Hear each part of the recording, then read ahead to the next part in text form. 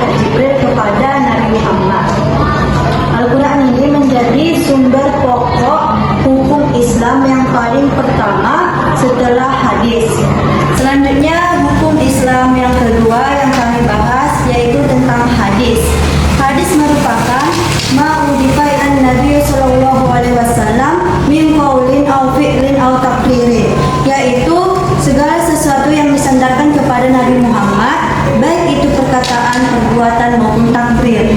Selanjutnya ada juga disandarkan berdasarkan sifatnya juga. Hadis ini merupakan sumber hukum Islam yang kedua karena di sini terdapat perkataan Nabi yang mempertegaskan hukum yang ada pada Al-Quran, sehingga hadis memiliki kedudukan sumber hukum Islam yang kedua.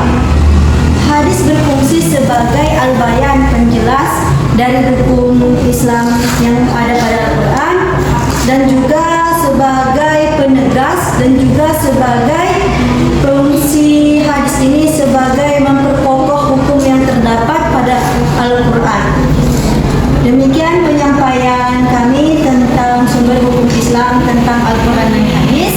Kepada kelompok lain, apakah ada yang masih kurang jelas atau ingin mempertanyakan tentang pembahasan yang telah kami sampaikan?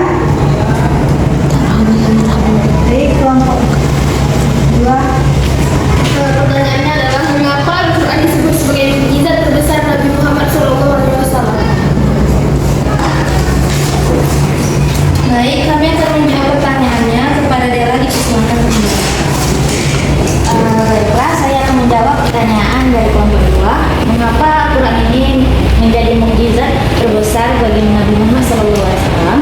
Karena Al-Quran ini memiliki keindahan bahasa yang tak tertandingi, lalu mengandung ilmu pengetahuan yang relevan dan tidak pernah berubah katanya itu sejak dahulu kala hingga sekarang, dan menjadi pedoman bagi seluruh umat Islam sampai sekarang.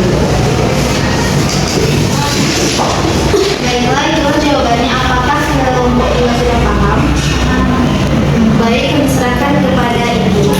Ya, dari yang berdiskusi kelompok 1, berikan hapus kepada kelompok 1 yang sudah. Selanjutnya kepada kelompok 2 dipersilakan untuk mempresentasikan hasil diskusinya, dan Ibu serahkan lagi kepada moderator. Kepada kelompok 2 dipersilakan. Baiklah, saya di sini sebagai moderator dari kelompok 2. Kami akan menjelaskan materi dari ijma. Kepada Pak Kiai dipersilakan. Ijma juga merupakan salah satu sumber hukum Islam setelah Al-Quran dan hadis. Adapun macam-macam dari ijma, yaitu yang pertama ijma sahabat, yaitu kesepakatan para sahabat Nabi Muhammad SAW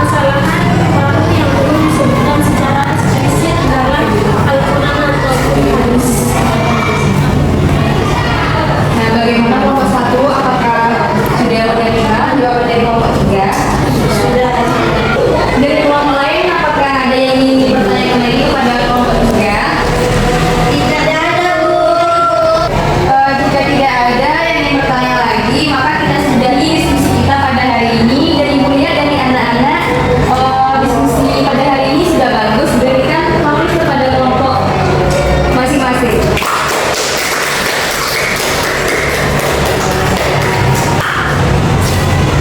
Nah, pada hari ini Bang menyimpulkan materi kita mengenai 4 sumber hukum yang disepakati para ulama. Nah, jadi keempat sumber hukum ini memiliki hubungan yang saling melengkapi dan menjadi sumber untuk menjawab permasalahan tentang syariat Islam.